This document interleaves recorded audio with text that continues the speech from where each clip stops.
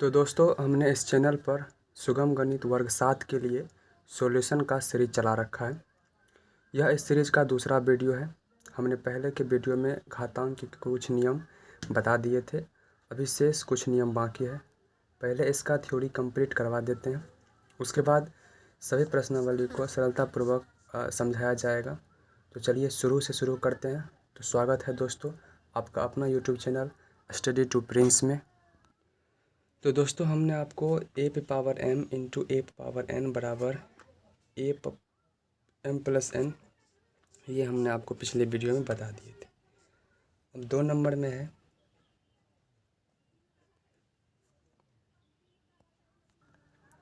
तो दोस्तों अब हम पढ़ेंगे जैसे एक ही आधार वाली घातों का विभाजन कैसे होता है। तो हम फिर ए m, यहाँ a m और n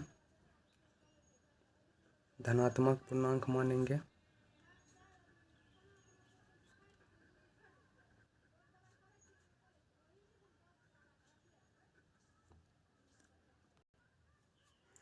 यहाँ हम a m और n एक धनात्मक पूर्णांक माने हैं, तो इसका हम डायरेक्ट सूत्र ही लिख देते हैं आपको, जैसे कि a पे पावर m भागा a पे पावर n। इसका एक फॉर्मूला निकल के आता है a पे पावर m माइनस n। ये आधार दोनों का समान है, पावर दोनों का अलग अलग है।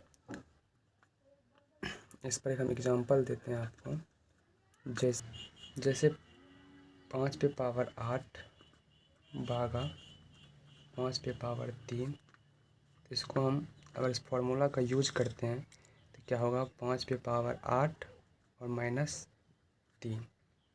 इसका आंसर निकल के आएगा 5 पे पावर 5।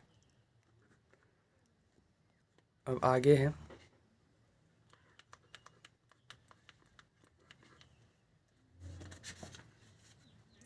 एक घात की घात, एक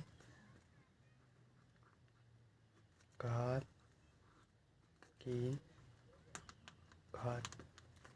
इसमें क्या होगा, अगर जैसे a मान लीजिए पूर्णांक है, उस पर पावर m है और इसके भी पावर n हो, तो इसका फॉर्मूला निकल के आता है a पे पावर m इंटू n। चलिए इस पर एक उदाहरण देते हैं। जैसे मान लीजिए 3 पे पावर 3 हो और इस पे पावर 4 हो, तो इस फॉर्मूला का यूज करेंगे तो हो जाएगा 3 पावर 3 इंटू 4, 3 पे पावर 12। अब आगे है समान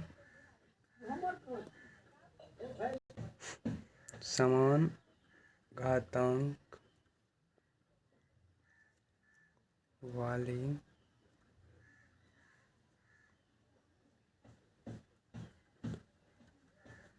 घातों का गुणन। जैसे a पे पावर n इंटू b पे पावर n हो। यहाँ देखिए दोनों का जो घातांक है वो दोनों इक्वल है, लेकिन ये इसका आधार दोनों का अलग अलग है। हमने पिछले की वीडियो में पढ़ा था, उनका a दोनों का आधार जो था वो समान था, लेकिन पावर भिन्न भिन्न था, तो वहाँ पे हम इन दोनों को ऐड किए थे। लेकिन जब आधार ही अलग अलग हो और पावर समान हो, तो इसमें हम दोनों आधार का गुणा करेंगे और इस पे जो पावर है वो यह पावर रह जाएगा। एक एग्जांपल लेते हैं, जैसे 4 पे पावर 3 इंटू 7 पे पावर 3। यहाँ इन सूत्र का उपयोग करेंगे, तो 4 इंटू 7 पे पावर 3 यानी कि 28 पे पावर 3 आंसर हो। अब 5 नंबर में है समान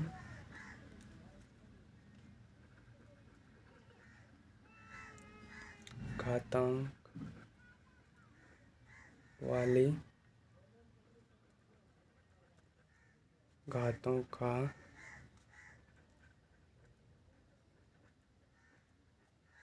विभाजन।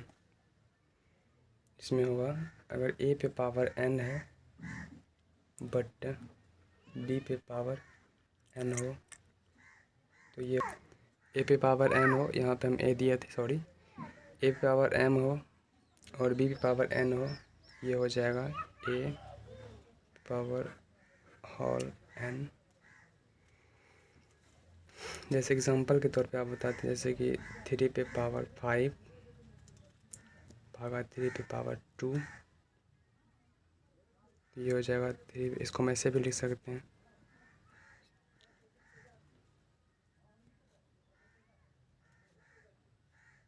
3 पावर 5 और सॉरी यहाँ 5 होगा, इसको ऐसे लिख सकते हैं 3/2 पे होल पावर 5। तो 6 नंबर में है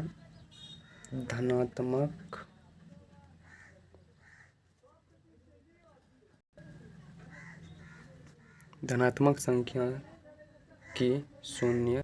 तो आगे है धनात्मक संख्या की शून्य घातांक। इसका फॉर्मूला होता है जैसे a पे पावर 0 हो तो इसका आंसर 1 आएगा।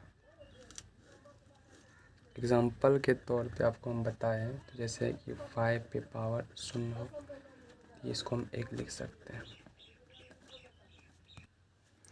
तो दोस्तों यहाँ तक मेरा कंप्लीट थ्योरी था। अब इसी थ्योरी पे हम आपको सवाल करवाएंगे। तो सबसे पहले शुरू से अभी तक जो इतने भी थ्योरी पढ़े हैं उसको हम एक बार रिवीजन कर लेते हैं। तो दोस्तों अभी तक हमने इन सबों को अच्छी तरह से पढ़ लिए हैं। इसको हम आपको शॉर्ट में इसका रिवीजन करवा देते हैं। बस घात घातांक करने में इतना ही फॉर्मूला का अगर आप सही से याद कर लेते हैं और पूरे घात घातांक करने में बस इसी का यूज होगा। तो हमने पढ़े थे a power m into a power n हो तो इसे हम a पे पावर m प्लस n लिख सकते हैं। a पावर m भागा में a पावर n हो तो a power m minus n, जबकि a equal to not 0। a पे पावर m हो और उसके पावर n हो तो बराबर a पे power m into n। a power n हो इंटू b पावर n हो बराबर हो जाएगा a into B power whole n। a power m b power n हो तो ये a बाई बी का होल n हो जाएगा, जबकि b इक्वल टू नॉट 0 होना चाहिए। a पावर 0 इक्वल टू 1, इसे हम a नॉट भी बोल सकते हैं, a not equal to 1। Minus अगर कोई डिजिट हो उस पर सम संख्या हो तो उसका आंसर प्लस में आएगा। माइनस में कोई डिजिट हो उसे विषम संख्या रहेगा तो उसका आंसर माइनस में आएगा। दोस्तों यहाँ पे थोड़ी कंप्लीट होती है, हम आगे आपको कुछ सवाल करवाते हैं। तो उदाहरण के तौर पे सबसे पहले हम ये लेते हैं कि 729 को घातांकीय संकेतन में व्यक्त कीजिए। तो सबसे पहले हम इसका एलसीएम निकालेंगे। जैसे 729 को अगर एलसीएम निकालते हैं तो पहले हम 3 से लगाएंगे, ये 243 होगा। फिर 3 से लगाएंगे 81, फिर 3 से तो 27 हो जाएगा। फिर 3 से लगाएंगे तो 9, एक बार और 3 से एलसीएम निकाल ले। इसको लिखते हैं 729 3 इंटू 3 इंटू 3 इंटू 3 इंटू 3, एक बार और। अब इसका काउंटिंग करेंगे तो 1 2 3 4 5 6, कितना हुआ 3 पे पावर 6। यही हो गया इसका घातांकीय संकेतन। तो दोस्तों ये कुछ एग्जाम्पल है, आप इसका घातांकीय संकेतन में व्यक्त करके कमेंट में हमको बताइएगा। तो दूसरा उदाहरण लेते हैं 5 पे पावर 2 एंड 2 पे पावर 5, इन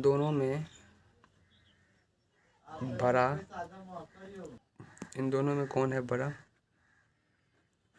उसको फाइंड करना है। ठीक है, तो पहले हम इनका निकालते हैं 5 पे पावर 2, तो क्या हो जाएगा 5 × 5 25। उसके बाद 2 पे पावर 5 है, 2 × 2 × 2 2 × 2 ये हो जाएगा 2 दूनी 4 दूनी 8 2 16 32, ये हो जाएगा 32। अब यहाँ देखिए इन दोनों में कौन बड़ा है, तो 32 बड़ा है, तो यहाँ हम लिखेंगे 2 पे पावर 5 जो बड़ा है 5 पे पावर 2 से। दोस्तों हमने कुछ क्वेश्चंस दिए हैं, इन क्वेश्चंस में कौन बड़ा है उसका आंसर निकाल के आप हमें कमेंट बॉक्स में बताइए। तो दोस्तों यहाँ तक वीडियो को अब ख़त्म करते हैं। अब आगे की वीडियो में इससे आगे कुछ सवाल हैं वो हम आपको बताएंगे। दोस्तों हमारे इस वीडियो में बैकग्राउंड में कई सारे आवाज़ें आई होंगी, उसके लिए हम आपसे क्षमा चाहते हैं। हम कोशिश करेंगे कि बैकग्राउंड में इस तरह की आवाज़ें ना आए। धन्यवाद।